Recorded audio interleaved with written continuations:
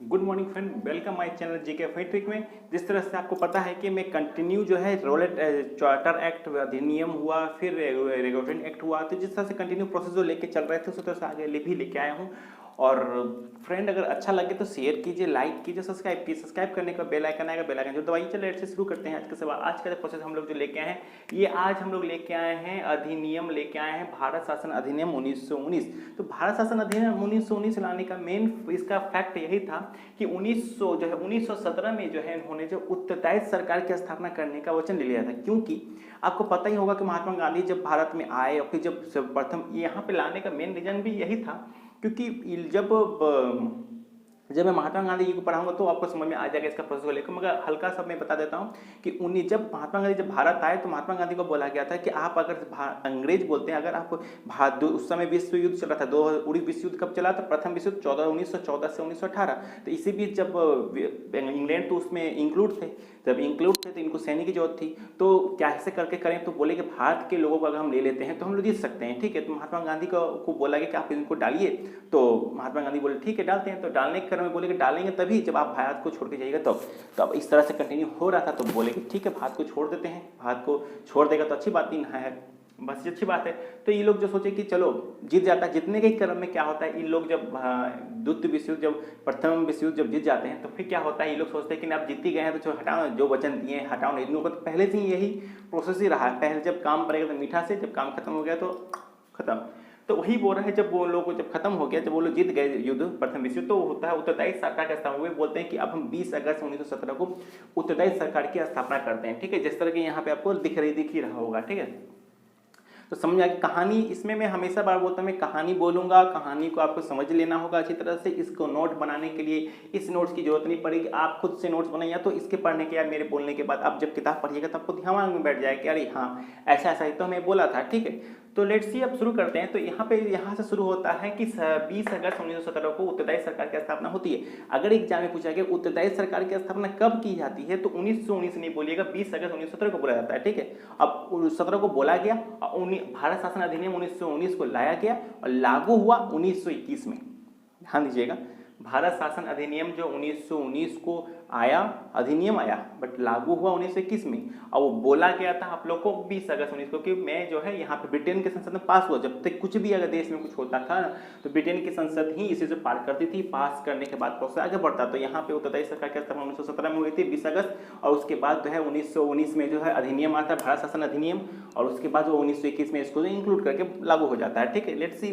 तो हम लोगों ने यहाँ तक टॉपिक कर लिया जो कि एग्जाम के पॉइंट ऑफ व्यू से इंपॉर्टेंट है। उसके बाद यहाँ पे बोला जाता है केंद्र प्रांत विषयों को सूची पहचान के लिए पहचान किया गया, ठीक है। इसमें बोला गया जो केंद्र का जो एरिया था, जो प्रांत का जो एरिया था, ये लोग बोले कि आप अपने अपने क्षेत्र को पहचान लीजिए, वहाँ के लोगों के बारे में समझिए, जानिए, वहाँ के आप अपने अकॉर्डिंग जो वहाँ का आप सूची तैयार कीजिए। जैसे होते हैं ना, राज्य सूची के लिए शिक्षा का अधिकार है, फिर नगर का अधिकार है, सड़क का अधिकार है, तो ये सब अपना सूची तैयार कीजिए। तो केंद्र अपना सूची तैयार किया, राज्य अपना सूची तैयार किया। अब ये लोग बोले कि अगर दोनों सूची तैयार कर लिए हैं कोई बात नहीं, सूची तैयार करने के बाद आपको खुद जो है आपको उस पर कानून बना सकते हैं, कोई किसी पे हस्तक्षेप नहीं करेगा, ठीक। केंद्र अपना कानून बना सकता था, राज्य अपना कानून बना सकता था, ठीक है। तो इस तरह से कंटिन्यू होता चला गया।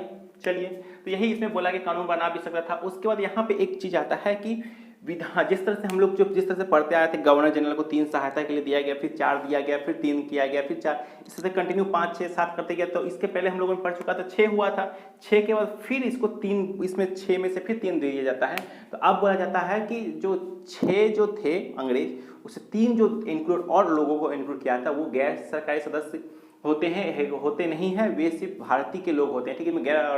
गैर नहीं होता है, ठीक है। तो ध्यान दीजिएगा, यहाँ पे लोग जो है 3 सदस्य को जोड़ते हैं, 6 तो थे ही और 3 और को जोड़ते हैं। ये जो 3 जो सदस्य रहते हैं, ये तीनों के तीनों भारतीय रहते हैं, ठीक है।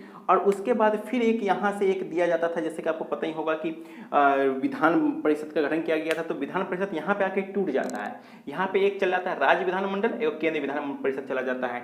तो अब राज्य विधान परिषद में 60 टोटल सीटों की संख्या 60 होती थी, ध्यान दीजिएगा मैं जो बोल रहा हूँ, ठीक है। और केंद्रीय विधान परिषद के सीटों की संख्या 144 होती थी, ध्यान दीजिएगा।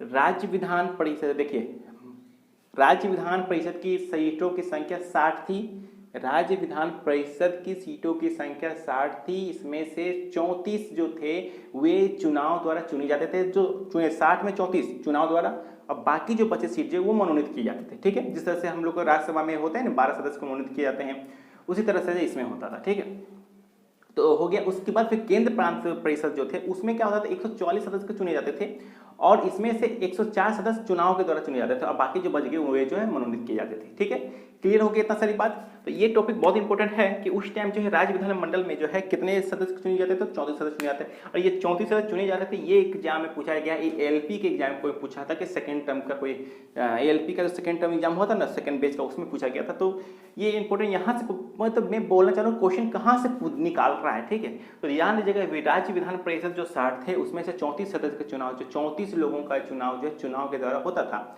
ठीक है, यहाँ हो गया। और एक और बात आपको याद रखना होगा कि प्रत्यक्ष अप्रत्यक्ष चुनाव क्या होता है।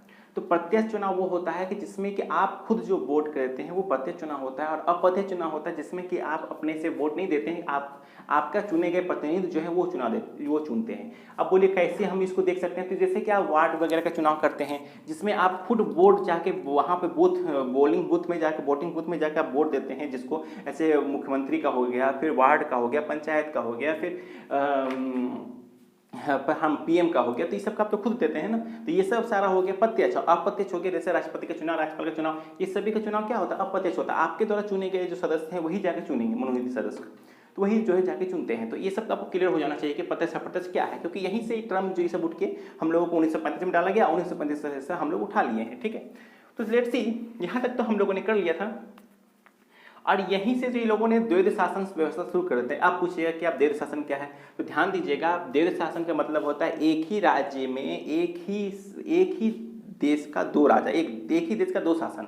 ऐसे कि मान लीजिए कि आपके घर में दो गार्जियन हो गए है, एक ही मगर दोनों राजन कहलाएंगे। ठीक है, तो वो हो गया। या तो देख लीजिए, या तो सब कुछ मान लीजिए, पहले टाइम क्या होता था, राजा होते थे।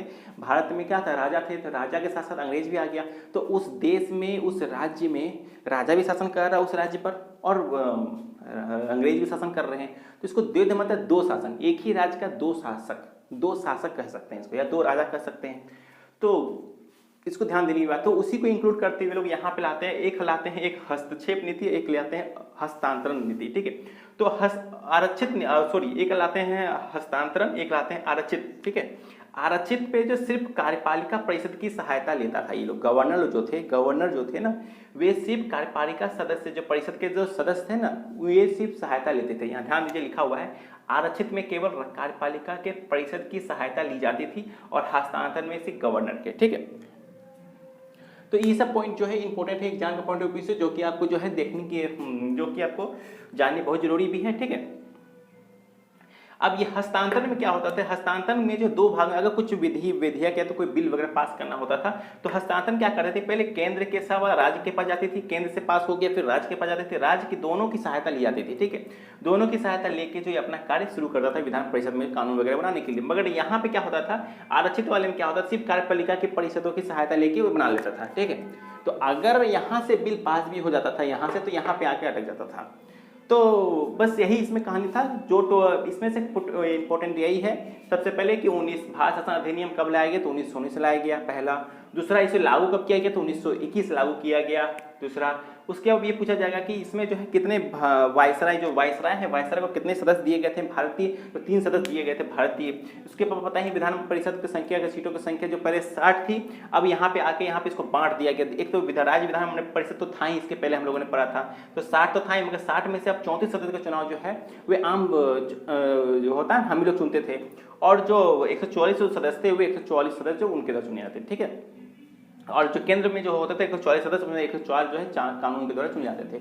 तो फ्रेंड, अगर कैसा लगा कमेंट में कीजिए, बोलिए, लाइक कीजिए, शेयर कीजिए, और अच्छा लगे तो सब्सक्राइब करना ना भूलें, ताकि जब भी मैं कोई वीडियो डालूं तो आपको मिलता रहे। ये वीडियो तभी आपको मिलेगा नोटिफिकेशन के रूप में जब आप सब्सक्राइब करने का एक बेल आइकन आता है ऑल का, ऑल पर क्लिक कीजिएगा तो आपको जरूर मिलेगा। ठीक है, तो मिलते हैं नेक्स्ट वीडियो में। धन्यवाद, जय हिंद।